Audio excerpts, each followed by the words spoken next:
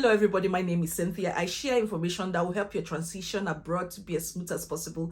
I share information about living, settling down, studying in the UK, US, Canada. If you're interested in any of these countries, please subscribe to this channel. Hit on the notification bell so that each time I release a new video, you'll be one of the first people to watch that video and gain suitable information that will take you to the next level.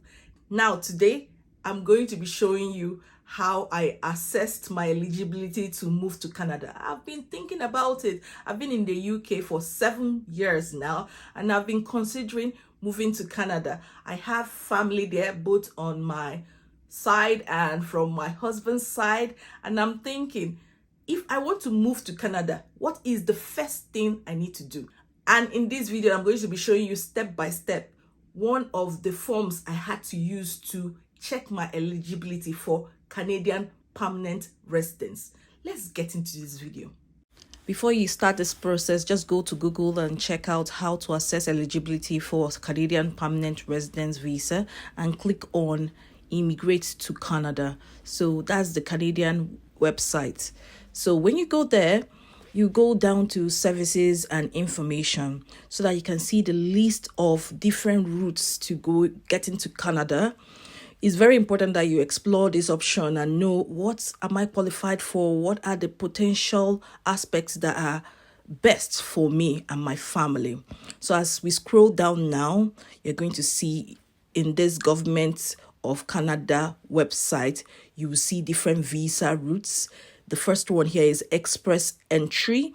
The next one there is family sponsorship. So we also have provincial nominees, Quebec selected skilled workers. Just go through everything here and see the one that best suits you. So I think after going through this, I felt like, okay, it might be express entry, but just to be sure, we want to visit the tool that will determine the route that we should use. So I went to this one. How can I determine whether I can apply for permanent residence? When the page opens, just scroll down to this particular link, Come to Canada. So it's just for us to use this tool. And after clicking on that link, what pops up is, do you want to come to Canada or extend your stay? Find out if you are eligible to apply. So it says you may be asked questions about nationality, age, language ability, family members, education, work experience, income, and details. So I just clicked on check eligibility. The next page says find out if you're eligible to apply. What would you like to do in Canada? So there are different options there. I said move there. So there's another one. How long are you planning to stay in Canada? Is it temporary or permanent? So I just chose permanent. Next, select the code that matches the one on your passport. So I'm a Nigerian, so I chose Nigeria. Then the next question says, what is your current country territory of residence? If you are presently in Canada, you should select Canada. So I chose the country which I reside currently. Then it says, do you have a family member who is a Canadian citizen or permanent resident and is 18 years or older? So I answered that question correctly. Next question, what is your date of birth? So you provide the year, the month, and the day. I clicked on next, and the next page it says, what is your main reason to come to Canada? Find a permanent job in Canada. There are other options, maybe as a caregiver, or you want to join family. So you just choose the option that best suits you, and I clicked on next. It says based on the information you provided, the results below indicate whether you may be eligible to come to Canada. Express entry was suggested. I noted the 3 express entry programs and clicked on continue. It says, which province or territory do you plan to leave? If you don't know, choose the province or territory you are most interested in. So I just chose one of them. And then the next one says, Canadian official languages are English or French. You need to submit language test for all programs under express entry, even if English or French is your first language. Which language test did you take for your first official language? If you choose none and click on next, it says, express entry. Based on your answers, you do not appear to be eligible for express entry. So it shows you that it's very important that you have your IELTS or any English language test that is approved by the Canadian government before you start this process. It's always good. So I'm just showing you this so that you prepare yourself ahead of time. You know what to expect and what type of questions will be asked. So let's just go ahead and key in yes for IELTS. Remember, there are other English tests approved that you can choose from. Then you click on continue. It says, what date did you take the test? So you provide the year, the month, and the day. Then you click on next. You can now enter the test score for speaking, listening, reading, and writing, and then click on next to get to the next page. And then when you're on the next page, it says, do you have other language results? What language test did you take for your second official language? So I said none. Then I clicked on next. It says, in the last 3 years, how many years of skilled work experience do you have in Canada? It must have been full-time or an equal amount in part-time. So you just fill in that one. During this period, which tier of the National Occupation Classification, NOC, is most of the experience in? If you do not have any Canadian work experience during this period, please choose none of the above. So I just chose the right option there. The next page asks, in the last 10 years, how many years of skilled work experience do you have? It must have been continuous, paid, full-time, or an equal amount in part-time, and in only one occupation. There are many options here, but the maximum is 6 and above, and that's the option I choose in this section. So the next one asks, in the last 5 years, do you have at least 2 years of experience in one of the following qualified trades occupation? 5-digit codes that include occupational code 62200 and occupational code beginning with 72, 73, 82, 83, 92, 93, and 6320, except occupations beginning with 726 or 932. If you are not sure of the NOC for your job, you can find it in the Find Your NOC page. So I just clicked on Find Your NOC page. On this page, it shows tier categories and examples of jobs. So I'm after the NOC. So let's just scroll down to this part. It says you can view the full list of occupation classifications under NOC 2021. That's the link I clicked on, and this page opens. Then scroll down to hierarchy and structure. Click on that. Scroll down to structured breakdown. As you can see, there are 9 items here, and because I'm a scientist, so I clicked on 2, which is natural and applied science and related occupations. And yeah, it's pretty to know my code. Then I went to 7 because I remember 72, technical trades and transportation officers and controllers. 73 is general trades. Break this down further. You just click on each link to be able to find out the exact professionals they want.